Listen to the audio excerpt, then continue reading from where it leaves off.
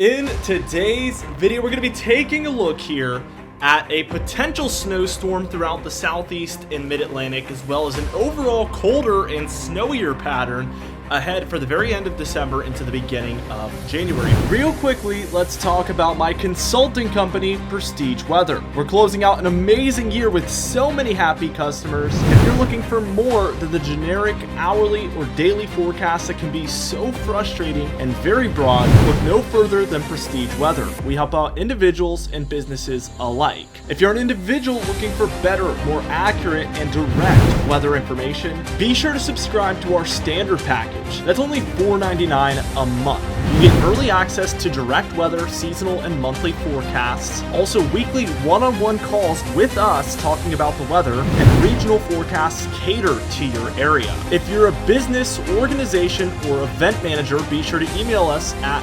prestigeweather@gmail.com or use the sign-up sheet on our website business section. We would love to work with you. We've been helping out so many businesses, organizations, and events just like yours plan for the weather ahead. We offer consulting calls, texts, and emails catered to your exact location of need. We will be on standby during your job or event and give you updates from start to finish. We also offer long range, medium range, and short range forecasts. We can help with rainfall and snowfall forecasts, plus the timing of onset and ending, which is so important. We pride ourselves on being highly flexible, and we're always willing to deliver on your specific needs. Put a meteorologist in your pocket so you no longer have to guess what the weather will do. Now let's dive into things. Like I alluded to there in the intro, we actually do have a snowstorm showing up now on the models. You know, over the past few days, it has caused a little bit of confusion, but my style of making videos is if I see something that I can interpret as a snowy or cold pattern, I'm going to tell you guys, even if we're not seeing it yet put together on these models. And I have had really good success actually this year pointing out those particular threats, and usually there's a good chance that they will come together and eventually show up on the models. And this is a great example because if you remember about a week ago, I started showing potential deep south, southeast, mid-Atlantic snowfall. And it's not guaranteed to happen still to this point, but we are seeing things progress. We are seeing the models pick up on it, which is a possibility. You know, if the models are showing it, it is possible. Now, we're going to dive into things. Let's go ahead and take us towards this kind of evening, and we can see that we're going to start to see a low come together here in eastern Colorado. 1,002 millibar low pressure center. We see the jet stream doing something like this. So an overall warmer pattern for most of your central states here, and also throughout a lot of the southeast. We have some cooler temperatures around for the northeast here, and then a lot of cold air pouring into your Rocky Mountain range here. And that is leading towards, like I alluded to, snowfall throughout a lot of these Rockies. You see Montana, Idaho, Wyoming, all the way down to New Mexico and Arizona. We see this mountainous snowfall. Also showers and thunderstorms throughout Texas and Oklahoma this evening. And, you know, as we move towards the day tomorrow on Christmas Eve day, I can't believe we're only 2 days from Christmas at this point, but we can see that the overall low has dissipated, and we've seen this show up on this model for days now, so this is no surprise. But we do have some broad lower pressure around throughout this entire range. It's just not organized at this point. And what we're seeing is a large kind of influx here of a lot of Gulf moisture leading to thunderstorms and showers throughout this southern extent here in this black circle. And in the blue circle, doesn't even really need one, you can see it, but we see a lot of snowfall here in this range here from Colorado through Nebraska, South Dakota, North Dakota, and even into Minnesota there. So this is a pretty dynamic storm. We have a lot going on with it. It is pretty interesting, and I love storms like this where there's a lot to interpret. We can see that by the time we're reaching Christmas Eve or afternoon, better yet, when a lot of people are going to be, you know, having Christmas dinner. I don't know what it is with holidays. I always mention this, but on Thanksgiving, Christmas, Easter, people tend to have dinner a lot earlier in the day. I don't know if it's because of travel. I don't know what it is, but growing up and, you know, even to now, my family has always done this, and I've noticed a lot of other families do it. Dinner on Christmas is around 2, 3, or 4 p.m., a lot earlier. So this is right around when people would be doing that type of stuff. Also, real quickly, I wanted to announce that we just launched a second YouTube channel that's going to be called Direct Weather 2.0. I've been wanting to upload more and more content over the years, but the YouTube algorithm does not like you uploading more than once a day. It doesn't even like you uploading once a day. I just still do it anyway. Honestly, once every few days would probably perform a lot better, but I feel the need to do daily videos. This is going to allow for me to, without hurting my YouTube channel, upload more content for you guys and put out more information. So it's a really good thing overall. Today we've uploaded a video over there, or we will be uploading a video over there on the ensemble models and the temperature anomalies for the upcoming big cooldown. So if you want to check that out, I will have a link in the pinned comment and the description down below where you guys can check out that second channel. Be sure to subscribe to it for more direct weather content. We can see 1,003 millibar low pressure center now over Iowa. Snowfall to the west here for states like South Dakota, Nebraska, and Kansas. Potentially a white Christmas, not only snow on the ground, but snow falling on Christmas Day, which is so cool. Very envious of you guys. We do have a pretty interesting setup here. So again, your low is in the black here. In the blue, we're going to go ahead and draw the cold front here. And it's something like this, actually, believe it or not. And we do have a lot of cold air pouring in kind of underneath all of this. So that cold front is a bit ahead of the low, I would say. And then we have a warm front extending all the way up into Canada here, and this is allowing for a lot of warm air to make its way around that low and into the Great Lakes and even the northeast and the southeast of Canada there. So that is our overall setup, but at the end of the day, we're going to see this cold continue to make its way eastward over the coming days, and as I've been talking about, kind of the 28th and beyond looks cooler. So a couple days after Christmas, we're going to start to see things cool down, but Christmas Eve, Christmas Day, and maybe even Boxing Day there on the 26th is going to be quite warm compared to normal here in the east.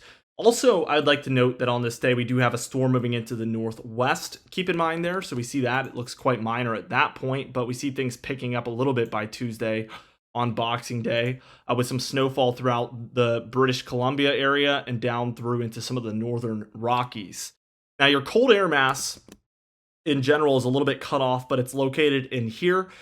And again, it will make its way eastward slowly but surely. This is, again, Boxing Day on Tuesday, December 26th, and we see some storminess in general throughout the southeast and mid-Atlantic, Ohio Valley, and even extending up into the Great Lakes, all in the form of rainfall at this point because the cool air has not arrived yet.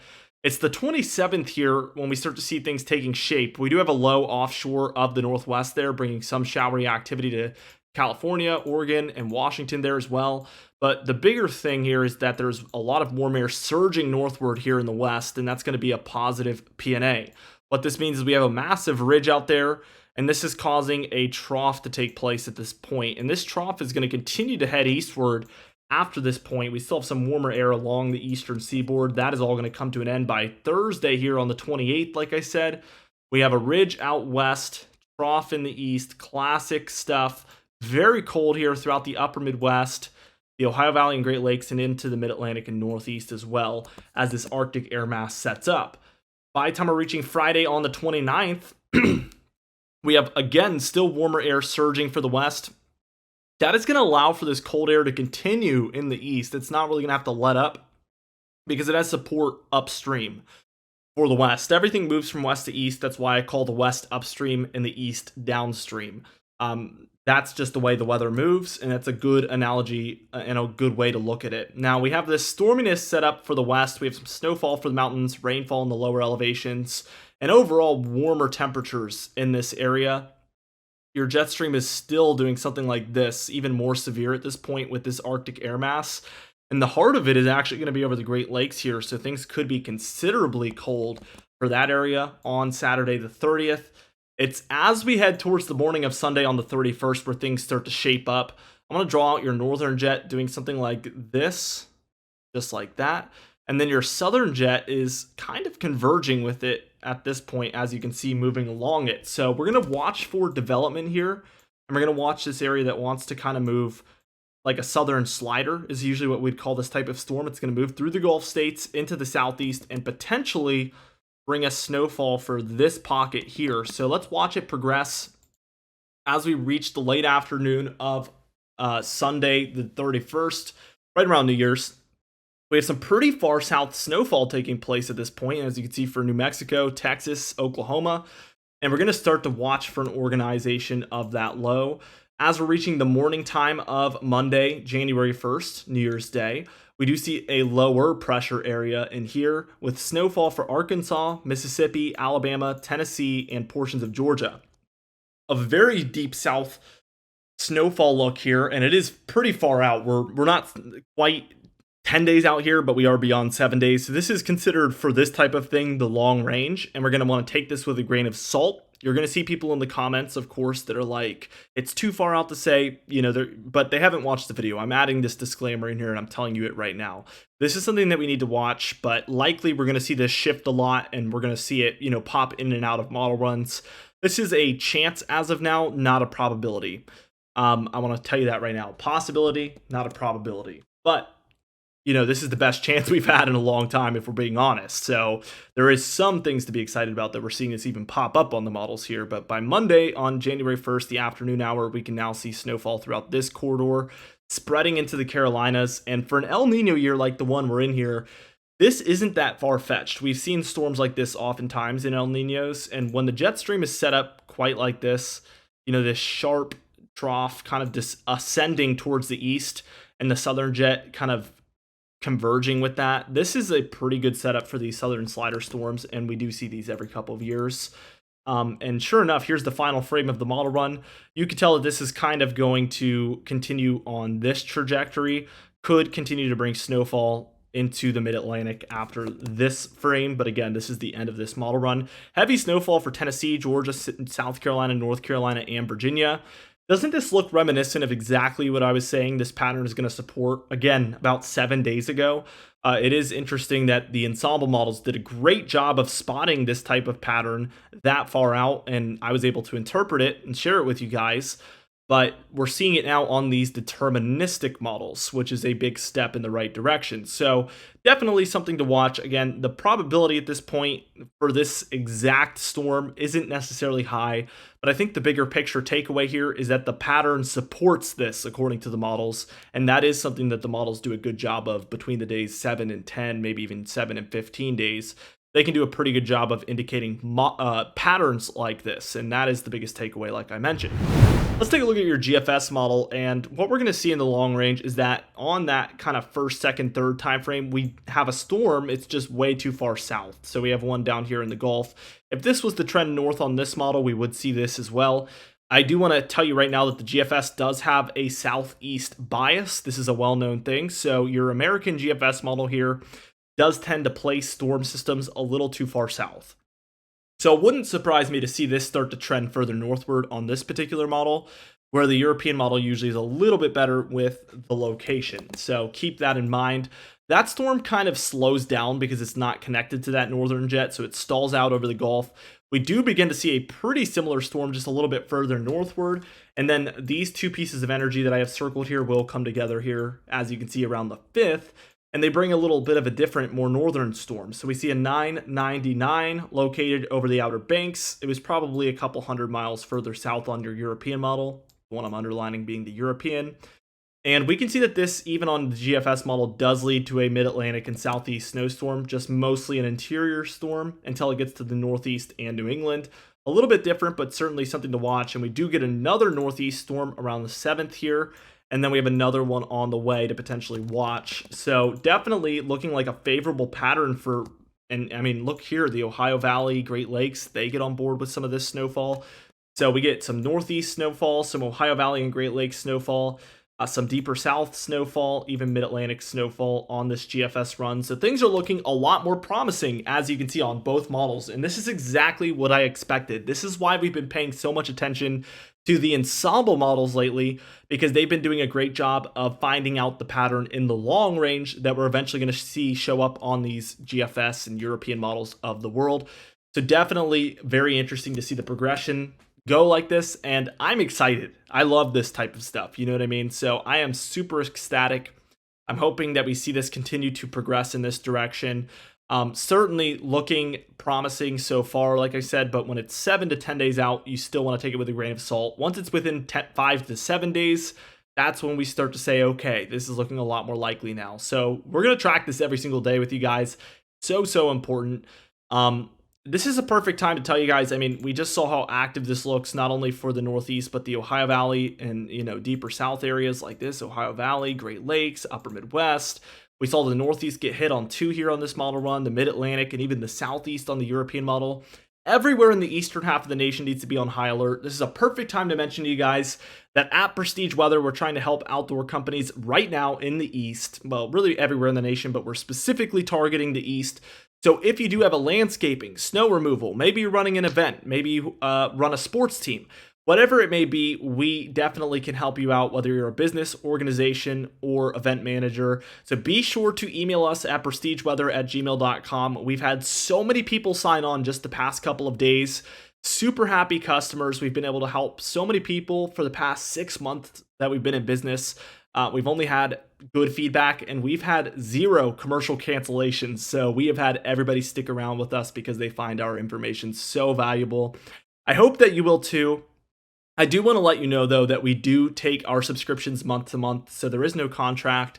If you'd like to try it out for a month, you can feel free to do so, and you can cancel at any time. So definitely, if you're curious about it, you can try it for a month, see if it's for you, and hopefully we can have a good business relationship for a very, very long time. Let's keep going with the video, though, because I want to dive into the precipitation, which, as you can see, we have a lot here in the Northwest. We have some upper Midwest storms there for Christmas Eve into Christmas Day. We get that deeper south storm here after Christmas time, and still some precipitation in between as, some showers make their way through as well. So very active in the east, very active in the Northwest is the trend here. Total snowfall here on the European, looking more promising. Out west, still very snowy, of course. Northeast looking like some Great Lakes and snow shower type events. But we can see that deeper south snowstorm showing up as a pretty massive system. This would be insane. Anywhere in the blues is 2 to 6 inches. Your grays is less than that. Purple is 6 to 10. And then your pinks there, like we see in Arkansas, Mississippi, Tennessee, Alabama, and into the Smoky Mountains. Again, take this with a grain of salt, as this is very far out and very large amounts for these areas. But that would, according to this model, be 10 to 20 inches of snowfall in the deeper south. So certainly a very major snowstorm for those areas if this does take place. So take it with a grain of salt, but definitely pay attention to it. We do upload every single day, so stick with us. We're going to be tracking all of this for you guys. On the GFS model here, we actually have plenty of snowfall for everywhere in the northern states. We can see throughout the west. We see tons for the mountains, of course, over the next 15 days. And then we get multiple, one throughout the Ohio Valley here at the end of the model run, 2 for the Northeast here, which again, remember, purples is 6 to 10, pinks is 10 to 20, your pastel blues is 20 inches plus. So we see that for the Appalachian Mountains and the Adirondack Mountains here, even for some of the plains. If you're in the northern 2/3 of the nation, the areas that usually see snowfall, this is a huge step above what we've seen all of December, and certainly looks very promising compared to what we've experienced not only this year but over the past multiple winters. This looks like the most promising pattern I've seen in many, many years. Certainly, we're going to be watching this every single day, so be sure to subscribe if you do like weather-related content, as we do upload every single day. You can even hit the bell icon for daily notifications when we upload, so you never miss one.